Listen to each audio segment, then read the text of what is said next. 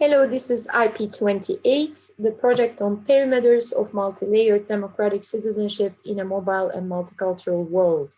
The IP leaders are Matteo Gianni and Walter Leimgruber. Myself, Esma, Baycan, and my colleague Katrin Sontag are going to give you an overview of our activities in our project today.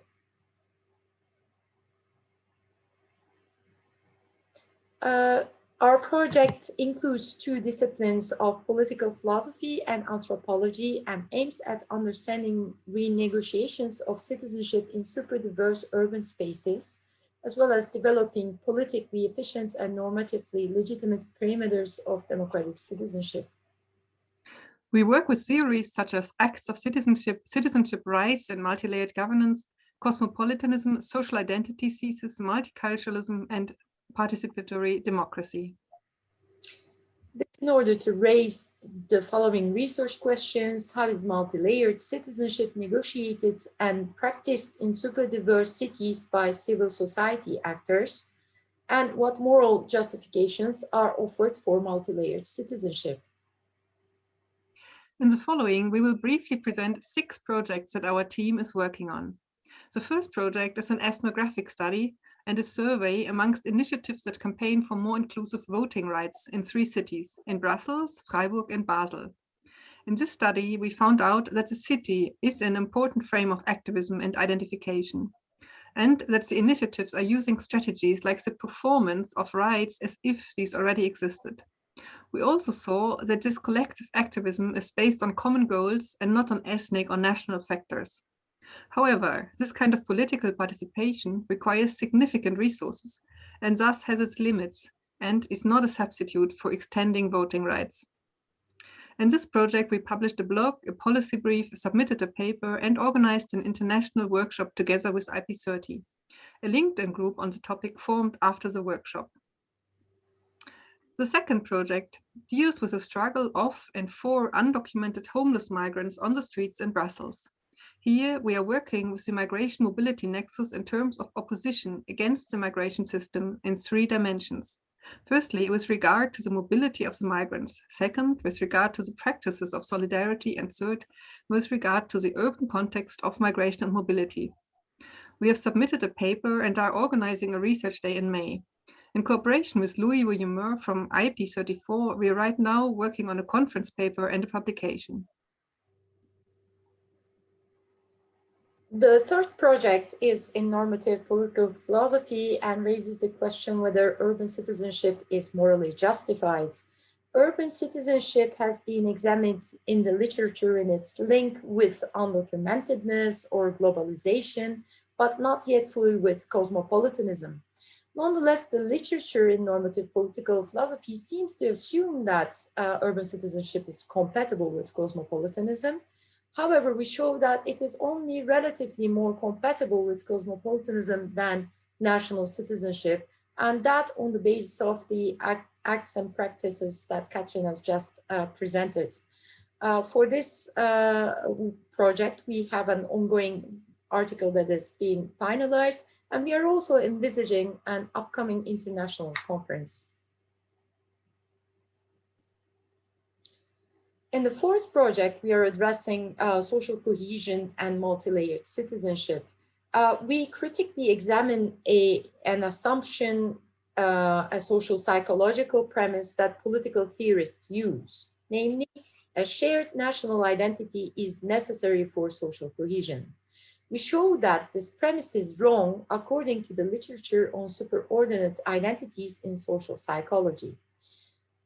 Thereby, we contest liberal nationalism and show that theorizing on the basis of so correct social psychological premises leads to pluralizing common identities and multi-layered citizenship, and require inclusive border and membership policies.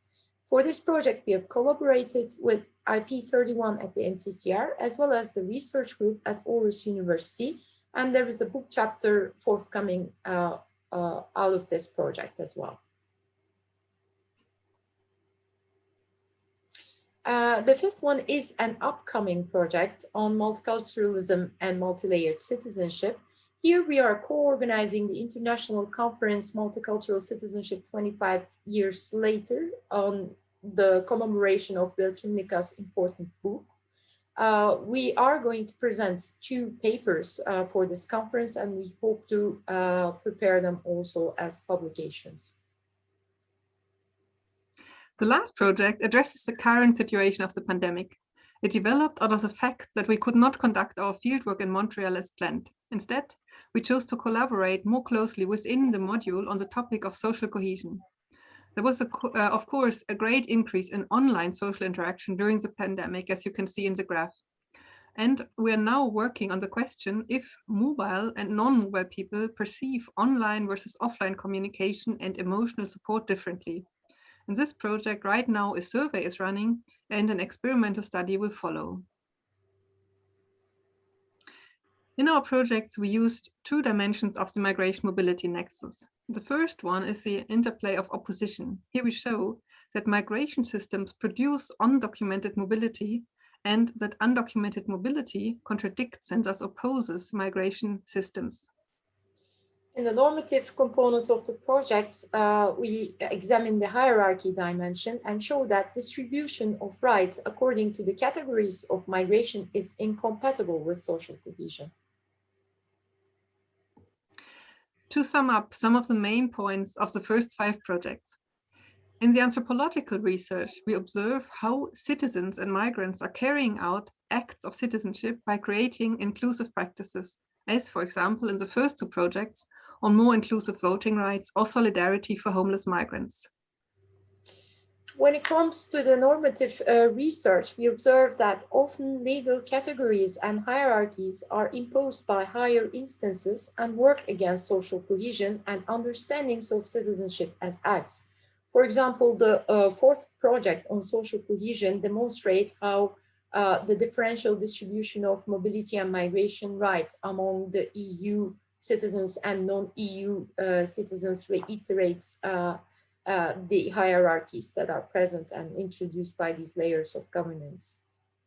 These hierarchies are also visible in the anthropological research on the ground, because even in cases when citizens or city authorities are supporting more inclusive understandings of citizenship, their authority is often limited. What concerns the third project has also shown urban citizenship is normatively not sufficient, at least in cosmopolitan terms. And therefore, we are hoping in the upcoming 5th project to conceptualize multi-layered citizenship as including different layers of identification and governance. Here are finally some of the publication of our team. And we'd like to thank you very much for your attention. Thank you.